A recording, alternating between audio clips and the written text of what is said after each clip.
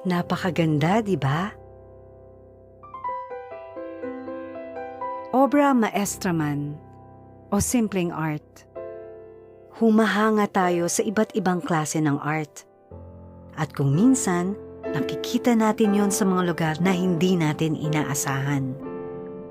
Halimbawa, dahil sa matitingkad na kulay ng sea slug, na itataboy nila ang mga gustong kumain sa kanila. Pero para sa atin, ang mga kulay na to ay isang napakagandang art.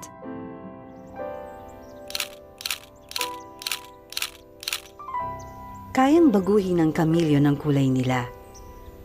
Minsan, para magbigay ng warning. Pero madalas, para magustuhan sila ng ibang kamilyon. May mga hayop naman na ibang-iba sa isa't isa, pero pareho ng diskarte pagdating sa art. Gaya ng peacock spider at ng peacock.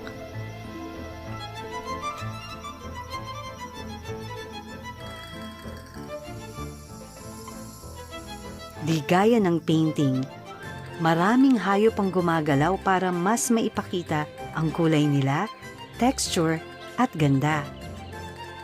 Iilang ibon lang ang kayang tapatan ang pagpapakitang gilas ng lalaking birds of paradise. Ibang level naman ng performance na mag-asawang western grebes. Eksaktong-eksakto ang timing nila.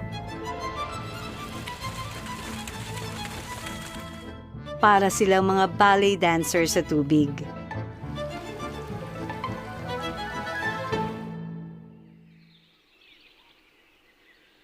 Napakagaling namang mag-decorate ng mga lalaking bowerbird.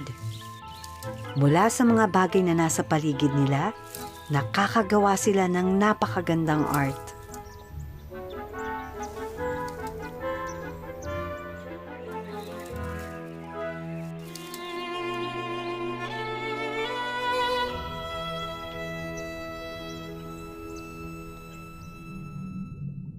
May isang hayop naman na kahit maliit, napaka-creative.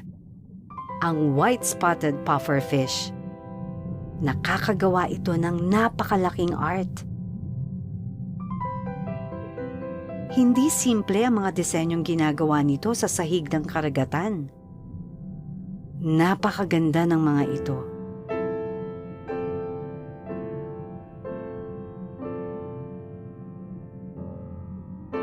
Umaasa ang lalaking white-spotted pufferfish na mapapansin at magugustuhan ito ng babaeng white-spotted pufferfish.